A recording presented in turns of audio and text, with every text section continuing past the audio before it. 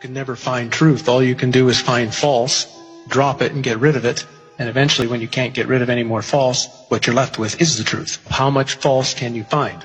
And there's lots in history.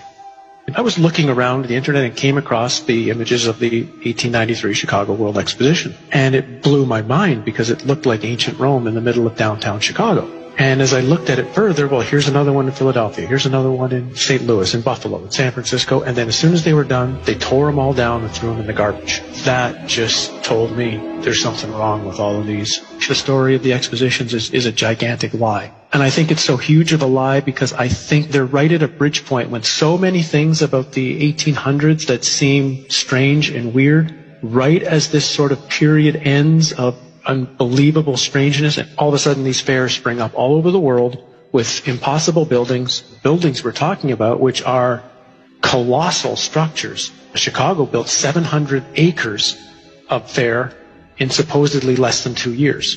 St. Louis built 1,200 acres of exposition buildings. One of the buildings in Chicago, the manufacturer's building, would house 300,000 people. There's a giant statue in the middle of the lagoon. It was called the Golden Lady, and it was known as the Statue of the Republic. It was 65 feet tall. They say it was covered in gold leaves that had copper underneath, but others speculate it was actually made out of solid gold.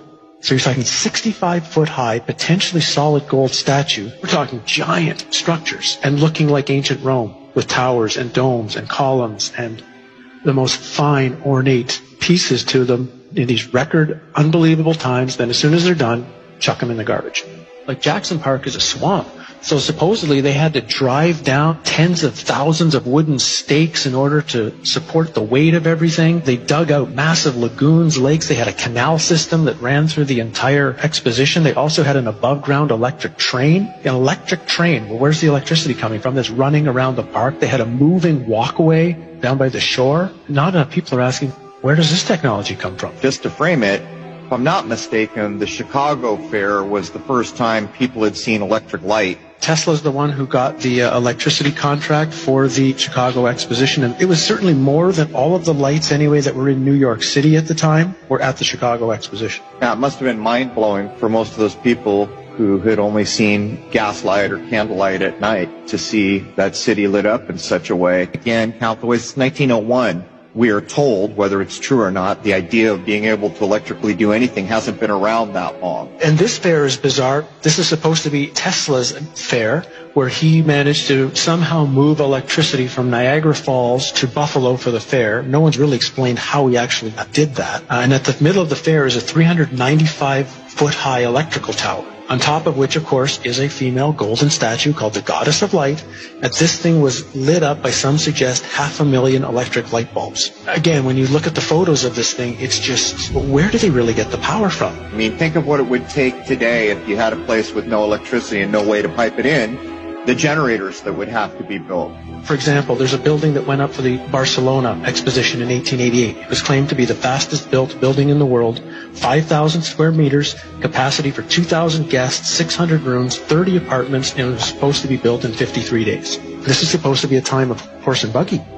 The 2-year building times are actually impossible unless the two most likely theories would be either A, they had a technology that they're not supposed to have, and it really was built in that time frame. Even if they built them, they had to build them out of marble and stone in record time, or the buildings were already there. They'd been there for hundreds or thousands of years, fixed up, refurbished, repainted, hence the term whitewashed, which is the term that was used for the Chicago Exposition, which was paint all the buildings with this brand new spray paint that they had just developed to spray paint all the buildings in record time, so you couldn't tell if anything was old or anything was new. How long did these things tend to stay open? When they built these things, supposedly over 2 years, which is the narrative, how long were they there for? About 6 months.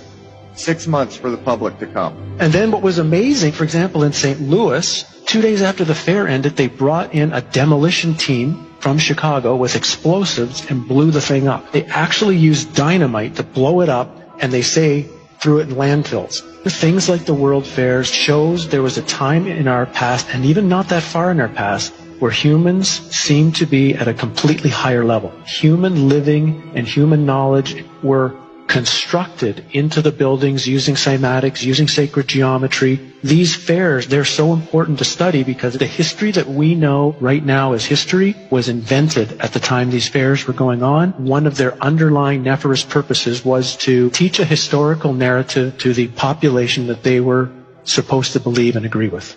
And scarily, the world we're walking into today is in some way has its origins during the time of these fairs.